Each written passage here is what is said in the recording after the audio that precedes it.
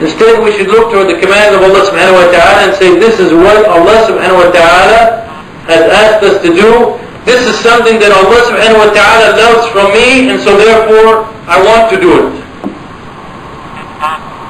The same thing as I said, if a man loves his wife very much and his wife wants her husband, for example, to wear his hair a certain way or to do something that she likes very much, if he really loves her, he will do it for her, out of love for her. Similarly, any command that comes from Allah subhanahu wa ta'ala, we should realize that this is something that Allah subhanahu wa ta'ala loves from us to do, and therefore in return out of our love for Allah subhanahu wa ta'ala, we should submit to it completely and happily. Not just submit to it. Not just submit to it and be unhappy about it, because that again shows there's something wrong in our iman. But instead we must submit to it happily, knowing that this is the deed that Allah subhanahu wa ta'ala is pleased with. This is what Allah wants me to do, and when I do it for His sake, He is pleased with it. And when we think about that and we understand that concept, then every action that we do, even if it's jihad and sacrificing our life for the sake of Allah subhanahu wa ta'ala, it will be very easy for us to do. This is part of the essence of the iman, when the iman is real. That anything Allah subhanahu wa ta'ala wants us to do, no matter how difficult it may look like from a worldly point of view, we'll do it happily, willingly, because we know that this is going to be the thing that will please Allah subhanahu wa ta'ala. And this is the kind of iman that the Muslim is supposed to have. This is the real iman. And if we haven't reached that level yet, we should look at ourselves and ask us why we haven't reached that level yet. And as I talked about on Friday night, I'm sure that the reason that we haven't reached that level is because of a lack of ilm, of understanding, or because of shubahat or shahawat that I talked about last Friday that can be removed by such ilm. But that is another aspect or another act that can take us from the realm of Islam into the realm of kufr. And we may do it unknowingly. And this is the time, brothers and sisters, this is the time in this life for us to think about these things and take these things seriously before the time comes when it is too late. A third phenomena, an action that can take you from Islam into kufr,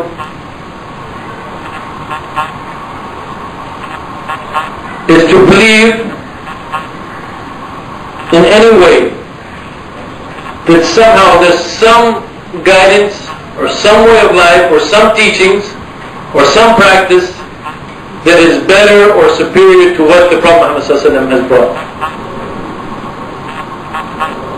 And again, if we understand what Iman is all about, if we understand what the Shahada is all about, when we say Ashhadu an la ilaha illallah wa ashhadu anna Muhammadan Rasulullah, the second part of that Shahada, which is the necessity to enter in Islam, has some implications to it.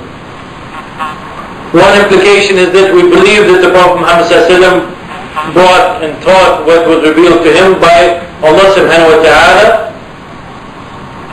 and that Allah subhanahu wa ta'ala has told us that the deen has been perfected and He is pleased with this deen, and that He will not accept any other way of life or any other deen other than what the Prophet ﷺ has taught. And this deen and the teachings of Islam have been given to us to lead our lives in this life in the way that is best for us. Again, I will mention the verse. Allah subhanahu wa ta'ala says, وَمَا أَرْسَلْنَاكَ إِلَّا رَحْمَةً لِلْعَالَمِينَ. That Allah subhanahu wa ta'ala sent the Prophet Muhammad ﷺ to be a mercy for all of mankind. Unfortunately, this kind of kufr, this act of kufr, it is appearing in different ways among many different groups, many different sectors of society, and in many different Muslim groups or sectors. And this phenomena appears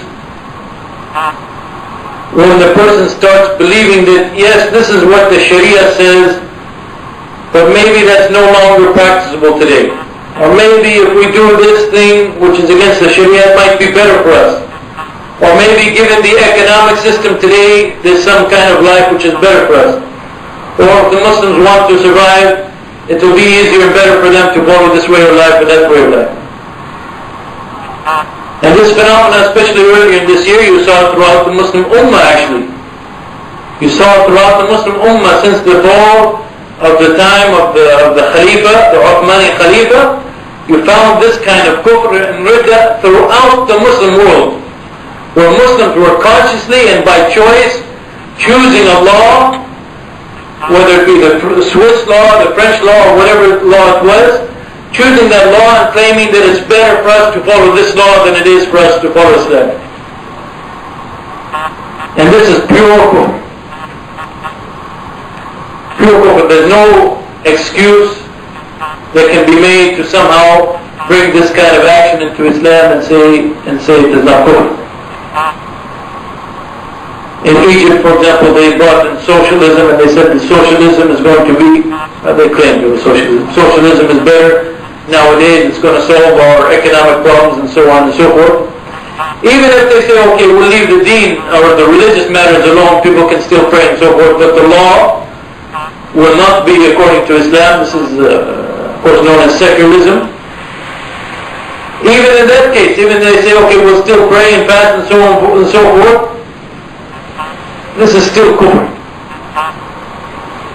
This is still kufr because Allah subhanahu wa ta'ala's law encompasses all aspects of our life, and if we try to take any aspect away from Islam and say we'll follow all of Islam except for this aspect or that aspect, this is kufr.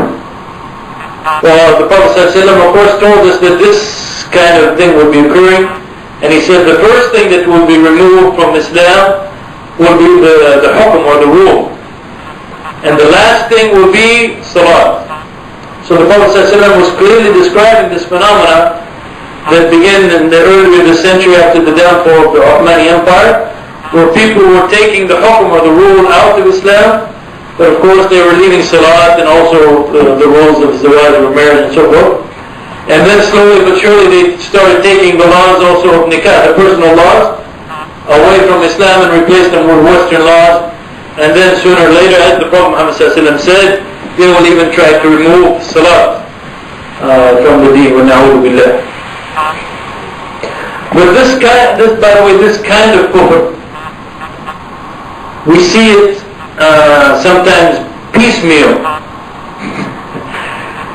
And in the sense that, for example, a speaker might be talking about Islam and he will never say, for example, that we want to remove Islam and bring in something new. But any time that you hear someone say that we have to modify Islam, that by itself is kufr. Because whenever you say you're modifying Islam, that means you're going to bring, let's say 90% Islam and another 10% which isn't Islam, and you're claiming now that this new thing is better than what Islam is. You're claiming now that this new thing that you are creating is better than what the Prophet Muhammad brought. And this is kufr.